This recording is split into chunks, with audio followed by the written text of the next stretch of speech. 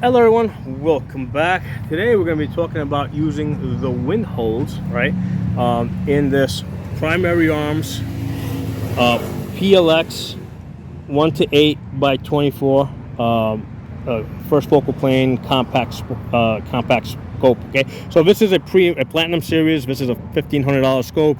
It's got an aerial precision mount, so basically it's about $1,600 total over here. Okay, so this scope has a lot of great things about the reticle. So first of all, it's first focal plane, right? So the great thing about first focal plane is that when you're in one power, you basically see a duplex reticle. Let's see if I can line that up. Okay.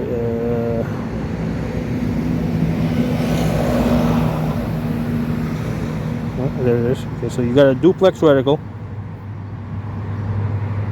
Okay, so in 1X, it's kind of not so hard to get that proper eye relief and be able to see this thing, right? But then if you zoom up to 8 power, it can be a little bit harder. So when you zoom in that duplex reticle, basically you start seeing some of the details in it. Let's see if I can line this up, even if it's just for a second, so you guys can see.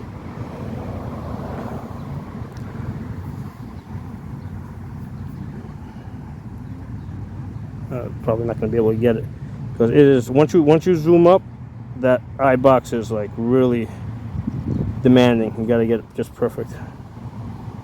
There it is. Let's see if I can follow it back.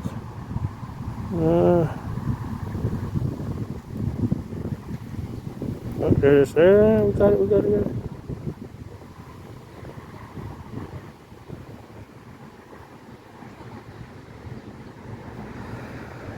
There it is. Oh, look at that. Probably the first time I managed to get it so perfect. Of course, I'm looking at the sky instead of something that I really wanted to see, like on the ground over there.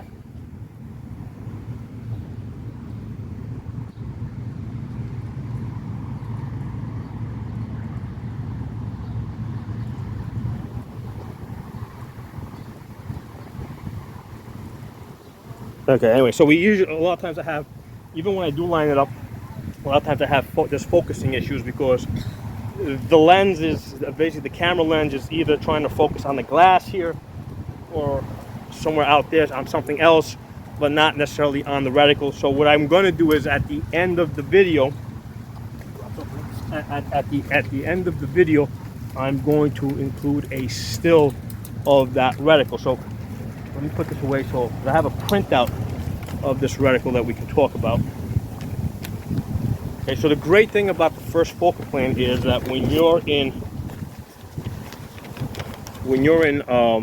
1X, you've basically got a duplex reticle, right, or a German 4. So that's for fast target acquisition. You're basically following these dark lines here to the center. You know, you put that the horseshoe functions as a dot. You put that on your target and you shoot. Okay, but when you zoom in, you're basically zooming in on this area over here, and this stuff out here kind of fades out of your field of view, and then you see this. Okay, so this has a whole bunch of great information in here, right? So it's got mill lines for range estimating. It's got this this grid, or this scale over here, so that you can auto range off the size of a man. I did a separate video on this. So basically, if you put the feet here and the head there, he would be at 300 yards, or if the feet are there and the head's there, it's at 700 yards, and then you can range estimate from the belt up. So this is really good for quickly figuring out your range, because because it is a combat reticle. Okay, so in a combat situation, you usually have like 10 seconds or less to take your shot. So you need a fast way of getting on target. And then once you figure out what distance you're at, basically you have a built-in, basically a bullet drop compensator. Now this is basically set up for 5.56. So with a 50-yard zero, the tip of the chevron is your 50-yard and your 200-yard zero. Right, so that's your 50, 200 at the tip. Let me get something else out that I can point with. Right, so the first line over here would be 400. Then the next line would be 500. The next line there would be 600. Now, if you look at these little lines over here, the width of that little line also matches up with the shoulders of a man.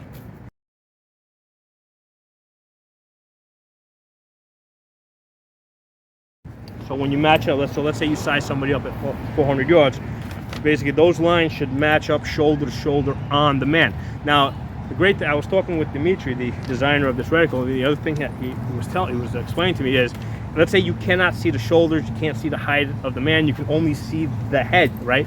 So you can only see the head because he's like peeking up through the bushes out there, right? The bushes over there. So if you only see the head, what you do is you take that head and then you match it up to one of these lines over here, right?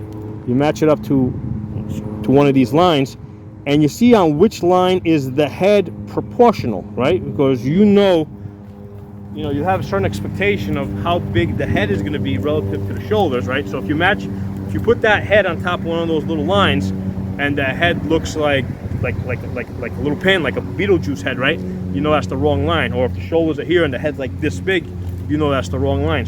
So if you can only see the head, you can go up and down over here and figure out where that head is proportional, and you can match it up. Okay, so that's the first thing we need to know. We need to know what distance we're shooting at, so we know which line over here to use, what our bullet drop is going to be, right? But the next thing that we need to know is we need to adjust for wind. Okay, so this reticle, this is the M8 Raptor, okay, has these little dots here, right, for wind holes, right? So if you go down here to the last line over here, that's the 800-yard line. I'm going to use this line over here because they are spaced the most apart, right? You could use this maybe with a 77 grain bullet. So that first dot is a 5 mile per wind. Second dot is a 10 mile, 15, 20, right? So 5, 10, 15, 20, okay? When you come up here to the 400-yard line, the end of that little shoulder there, right, that would be a 5, then 10, then 15, then 20, right? So you're actually using the end of those little lines that you use for the bullet drop, okay? So this is great, okay? So here's the thing. This gives you the wind adjustments, again, this was a $1,500 scope, but there's lots of different scopes out there in different, I think I've seen some, they've got, the original one is as cheap as $300, right? They have these little wind holes on them. But the question is, how do you know what the wind is, all right?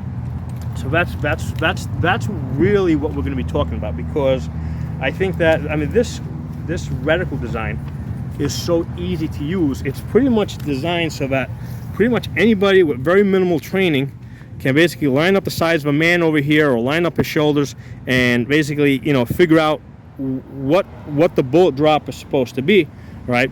But the tricky part becomes when you're trying to figure out how to adjust for wind, okay? And I was talking to Dimitri. He told me something very, very funny that's I guess common talk among the sniper guys that he hangs out with. He said that God invented all good things. The devil invented the wind. Okay, that's how much of a pain in the ass the wind is. And he was telling me, it's like, you can do, you can have like wind meters, right? You can have the Kessel, right? You can have all these fancy, and you can take like a perfect reading, put it into like into a ballistic calculator, and then actually shoot the bullets out there, and then the wind moves your bullet in some like completely, basically puts it wherever it wants to put it.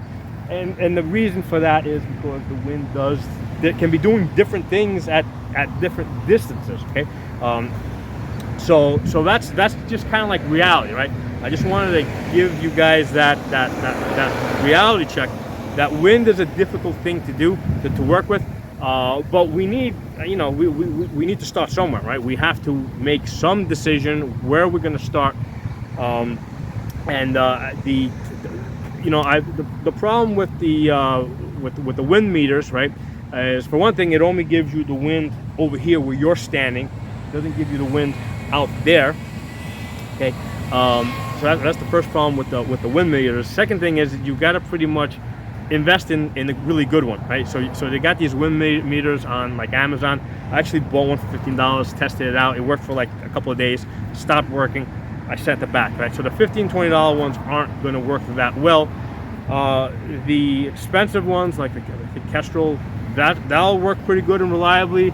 But again, it's expensive, right? And if you're in a budget, right? If you're one of those guys that basically, as I did the first time I bought one of these primary arm scopes, it was like the $300 one. So basically, asking somebody to spend $100 or whatever or so on a wind meter might be too much, right? Maybe it's not such a big deal for the guy with the $1,500 scope, right? Like this, right? But if you got one of those $300 scopes, that might be too much. So what I did is I've been thinking about a cheap, affordable way for my customers to be able to read the wind, and that's using wind ribbons, right? So basically, I got some flagging tape over here, right? Just flagging tape that you get at the hardware store, but you can use anything. You can use a rope, whatever you want. You can use, because we're going to calibrate this, and I'm going to show you guys how to calibrate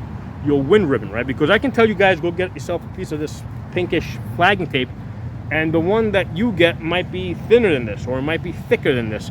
So how do we know that it's going to do the same thing in the wind? Now, so right now, as I'm holding this over here, looks like the wind is going that way, right?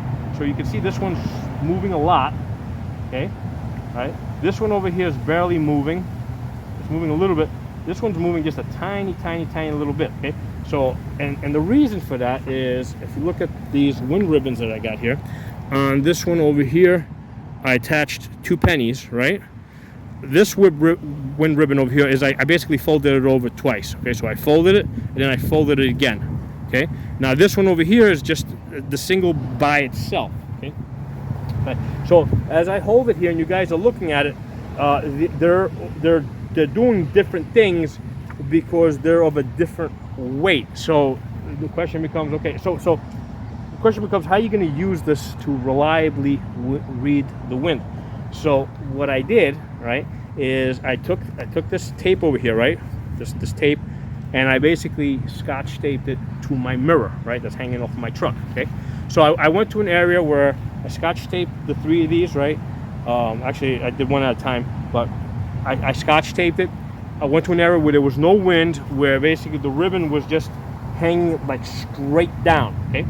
So what we're gonna do is we're gonna use the speedometer on our car or truck or whatever we're driving, right, to figure out what our ribbon does at different wind speeds. Oh, it's stuck. Okay, so at different wind speeds, okay? So first I started with this one over here, right? This is the one that doesn't have anything, okay? So with this one, what I noticed is that when I was driving at like 5 miles an hour, so basically, first of all, this is 90 degrees out here, right? Straight out, okay? So that's 45, that's basically 0, okay? So what I noticed that as I was driving, when I was at 5 miles per hour, actually, at 5 miles per hour, this thing was like almost straight, like that, okay? And when I slowed down to about maybe 2.5 miles per hour, it was like at about 2.5, in this 45-degree position, okay? So what I found is that this ribbon over here by itself, that's not folded over or anything, is extremely sensitive to the wind, but this is only going to get me out up to about 5 miles per hour. So on a day that it's like the wind is very low, this might work for me, and this can like give me some pretty accurate measures, because basically what this is going to do is basically it's going to be like 2 miles per hour, 3 miles per hour, 4 miles per hour, 5 miles per hour. It's going to be like kind of like flapping out here, okay? Now most days the wind's going to be doing a little bit more than that, so that's why I've got this other piece over here that I tested out. Now this one, like I said, is the one that I folded over twice, okay? And I did the same thing. I just hung it on my, taped it on my mirror, and I just started driving, and I'm looking at my speedometer, and I'm looking at this tape to see what it's doing at different speeds, okay? So with this one over here, actually I made I made this graph over here. So when I was doing about 3 miles per hour here, it was basically hanging down at about this degree over here, right? Like that. Make sure I'm behind the camera. I got a little bit of a glare. All right, at 5 miles per hour was over here, 7.5 over here, 10 over here, all the way out here. So what that pretty much works out to, okay, so this is your 0, straight out here is your 10. So then you just subdivide in between, okay? All right, so this is going to be my 0, that's going to be my 3, my 5, 7.5, and then 10, right? And then you just make yourself like a little chart that you can reference, right? All right. So this is gonna, but now let's say it's a day that's a little bit more windy, and what I did is I took this piece of ribbon here, and basically I just taped these 2 pennies over here, right, to give it a little bit more weight. And with this one, I started driving, and I actually videotaped this, and I'm going to demonstrate how I actually calibrate this. And again, this is calibrating your wind ribbon. Doesn't matter what you use. You can use a piece of jump rope, whatever, to figure out what it does at different speeds. All right, and the starting point is that when you start, it's got to be at 0. So when your car is dead stopped, right, this has to be hanging down, straight down, so that you know there's no wind. Now, if it's a little bit windy, what you can do is you can find the road where, let's say, the wind's kind of blowing in on the passenger side windshield, so your own car is kind of blocking the wind, so that can also work for you. So depending on what direction you're driving in, the windshield, the passenger side windshield can kind of shield the wind a little bit, so that you can get this to dangle straight down. Okay, so with this, what we saw is that it looked something like this, right? So when I was driving at 5, it looked like that. At 10, it looked like that. At 15, it looked like that. At 20, it looked like this. So this is almost like, kind of like perfect, you know, because this gets me everywhere from 5 all the way up to 20. All right, and again, so it looked like this, you know, let's do it this way. So that was my 5, then my 0, 5, 10, 15, and then it was like kind of like flapping when I was doing like 20. Okay, so like I said, you can use anything, right, as long as you calibrate it, you know. And a good, cheap, easy way to do it is just tape it to the mirror of your whatever you drive. All right, make sure that when you start, this thing is just hanging dead, right? Start driving, and then when you get to 5 miles per hour, see what it does. 10 miles per hour, see what it does. 15 miles per hour, 20 miles. Now, if it's a day, like I said, where you know that it's going to be more windy, and you're more concerned about that 10 mile per hour wind, right? You probably want to use a ribbon that's a little bit more weighed down. If it's a day where the wind is like almost nothing, all right, you probably want to use something really light, because if you know that the wind's not going to get over 10 miles per hour, right, then, you know, calibrating with something like this is fine, because you want to be able to know, because that 3, 5, 7.5, 10, you know. So I think this is a really easy, cheap way for you guys to read the wind. Okay. Now, of course, you also want to. Here's the thing. Okay. When you now, this is after you calibrate your ribbon, right?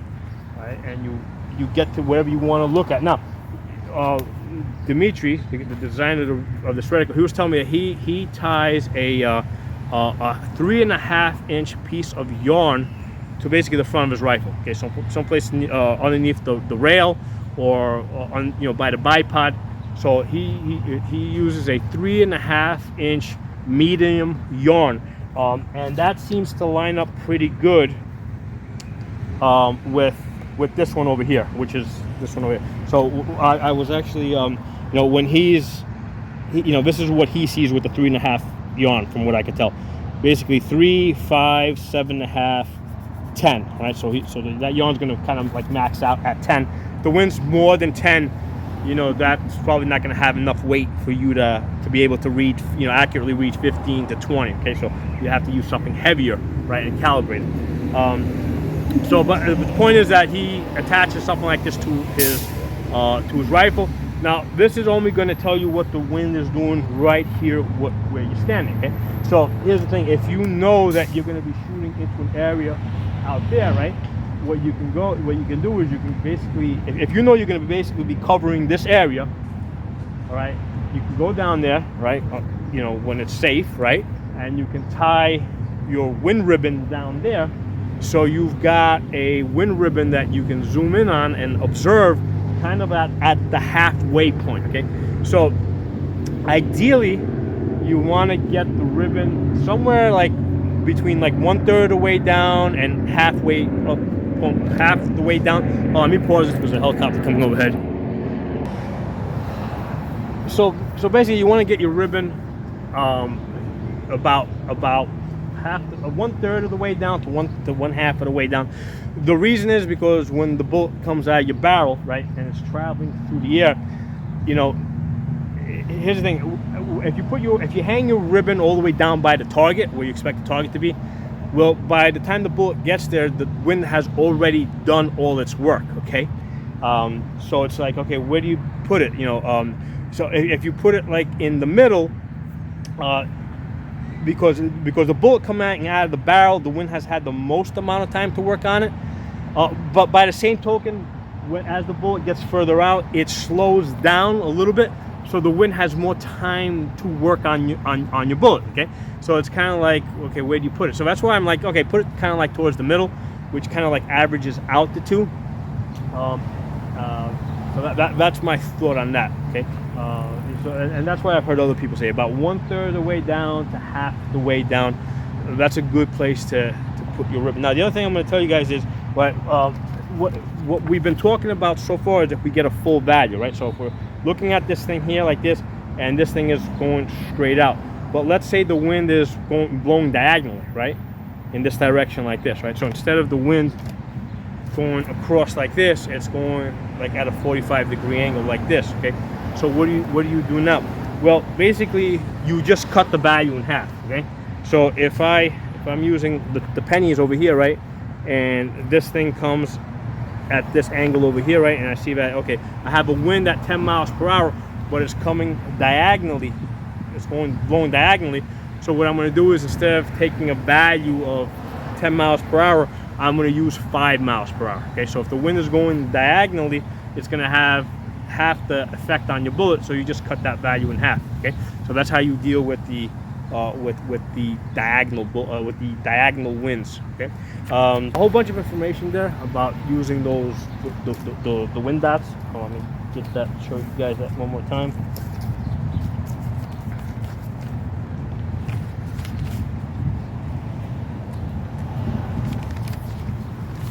Okay. All right, so this is what the scope looks like. Okay, so that's basically your auto ranging. That's your bullet drop compensator over there, and then these little dots on the side. This one is for 800, but that over there is for 600, right? So that first dot over there is for 5, 10, 15, 20 miles per hour. Okay.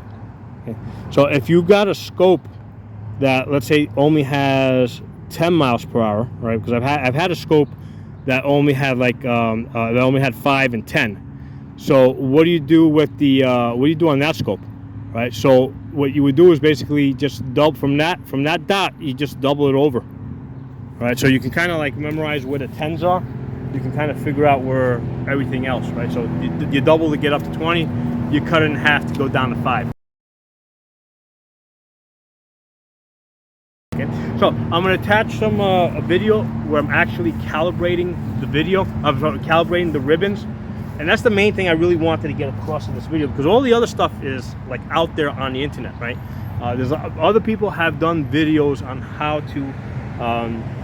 to use the wind adjustments in these reticles, but I haven't seen any videos where people talk about calibrating the ribbons, right? People do talk about using, you know, ribbons and different indicators, right? But how do you know, when you're looking at an indicator, how do you know what is actually happening? So a quick, easy way that I found that's cheap is just take it, hang it on your mirror, dry, you know, make sure that it's dangling straight down so that there's no wind on wherever you're at, and then just drive at 5, 10, 15, 20 miles per hour and see what it does, and then you'll know what it will do when you put it out there. Talk to you all soon. Hello everyone. So I want to talk to you guys about calibrating a wind ribbon. Okay, so the wind ribbon can be whatever you want. It doesn't matter how heavy it is. I mean, you want to have a little bit of weight. So here I have a piece of flagging tape, right, that you get from the hardware store. It was a little bit too light, so what I did is I taped 2 pennies to it, right?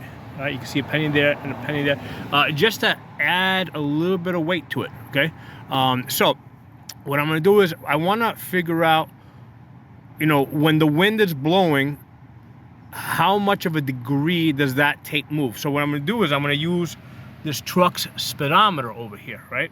So what I'm gonna do is I'm gonna basically pick up the speed to about 5 miles an hour, and I'm gonna see how much that tape moves, okay? So, so let's start moving. We're gonna start going at 5 miles per hour. Okay, so right now I'm at 5 miles per hour. You can see the speedometer, and you can see that it's at about, you know, it's only moved back just a tiny little bit. Okay, so let's bring this up to 10 miles per hour. All right, so 10 miles per hour. You see what it's doing there, right? There's your 10 miles per hour. Okay, hold on. Okay, I needed to pause the camera to let the traffic pass. I'm by the shore over here. You can see the water over there. This is an area that I've been coming to, so I can basically, you know, see some good distance and test out this optics. Hold on, this thing's twisted a little bit. There it is. Okay, I'm untwisted. Okay, so again, we're testing this thing out. Let's start again with 5 miles per hour. All right, so right there. Oh, a little too fast there. So at 5 miles per hour, you can see how much it's moved, right? Let's get it up to 10 miles per hour. Right, 10 miles per hour, we're using the truck speedometer. Okay, it's a little further back. Let's get it up to 15 miles per hour. Right, you can see what it's doing now at 15 miles per hour. Okay, let's get this up to 20 miles per hour. Okay, so now you can see what it's doing at 20 miles per hour.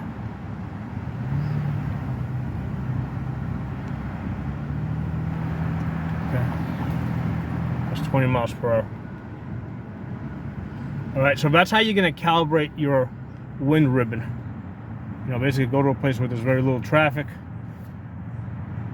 and basically just you know, whatever you plan to use, just hang it off your mirror, just tape it there, and then just start driving at different speeds and just make some observations. All right, hope the video was useful.